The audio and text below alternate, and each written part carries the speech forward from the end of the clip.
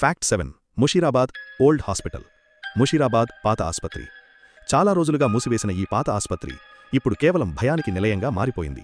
పని ముగిసిన తర్వాత కూడా అక్కడ కొన్ని డాక్టర్ కోట్లు, రక్తం మరకల బెడ్లు కనిపిస్తాయట. గోడల వెనుక ఏదో కదలిక. అక్కడ నడుస్తూ వెళితే నీడలు నిన్ను వెంబడిస్తున్నట్లు అనిపిస్తుందట. ఇది కేవలం ఊహ లేక అక్కడ చికిత్స పొందిన ఆత్మల గగ్గోల? ఫ్యాక్ట్ 8 ఖైరాబాద్ సైన్స్ కాలేజ్, హైదరాబాద్లో ఒక భయంకరమైన భవనం. ఒకప్పుడిది విజ్ఞాన విద్యాలయంగా మారుమోగింది.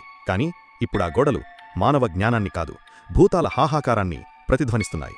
ఖైరాబాద్ ఫ్లైఓవర్ సమీపంలో, హైదరాబాద్. ఈ కాలేజ్ బయాలజీ ల్యాబ్లలో ఒకప్పుడు శవాలు శిక్షణ కోసం ఉపయోగించేవారు. కాని వాటిని సరైన విధంగా డిస్పోజ్ చేయకపోవడంతో ఆత్మలు ఆ భవనాన్ని వీడకుండా అక్కడే అడ్డుగడ్డలయ్యాయని చెబుతారు స్థానికుల అనుభవాలు. రాత్రిళ్లు కాలేజ్ గేటు దగ్గర మానవ ఆకారంలో అడ్డుగట్టలేని అస్థిపంజరాలు కనిపిస్తాయట.